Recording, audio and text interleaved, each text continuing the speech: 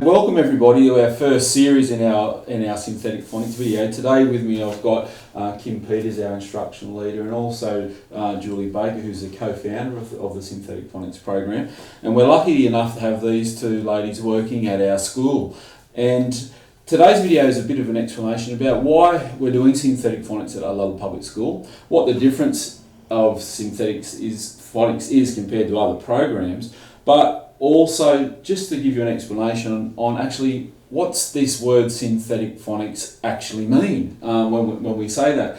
So first, before I start talking to Kim and Julie today, I just really want to go through and explain why as a school we've chosen this program and why we've gone down the synthetic phonics track. For me, I've been in education for over 20 odd years now, and I've never seen a program that's got so much growth, so much differentiation, and so much, I suppose, training behind it and understanding and the reason about why we do things the way we do. And for our teachers to be able to implement that, and when it gets across our whole school, I've been able to see the growth and results it's had in other schools, and I'm so confident, in the program and what it delivers for our kids in their understanding of literacy and also what it does as parts of the brain, because I didn't really understand that before. So for me as a principal to be able to see that, and plus what I want as a principal is I want the best for every single child at this school. I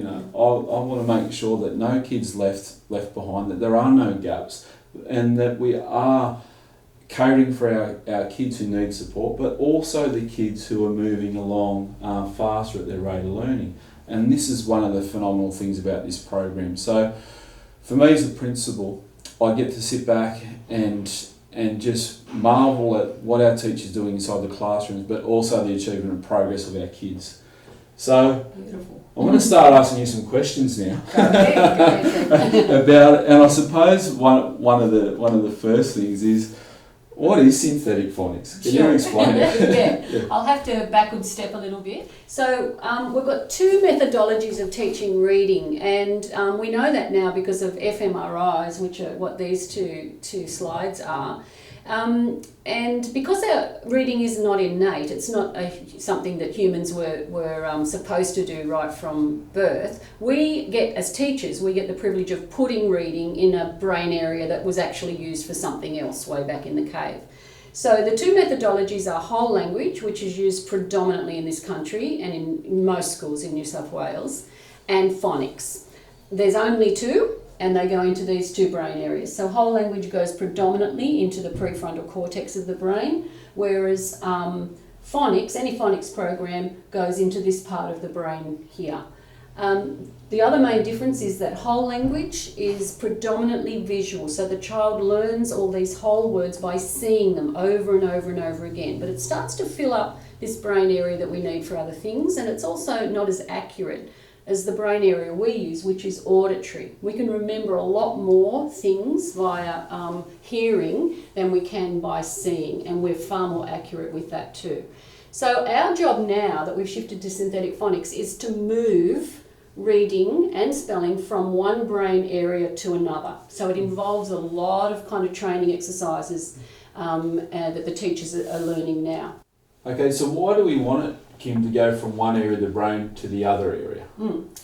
I'll explain that a lot more in the reading video of our series, but for now it's just that the front cortex is mainly visual and it's not accurate, and it doesn't have a big capacity, whereas the auditory part is far more accurate and can hold a lot more information.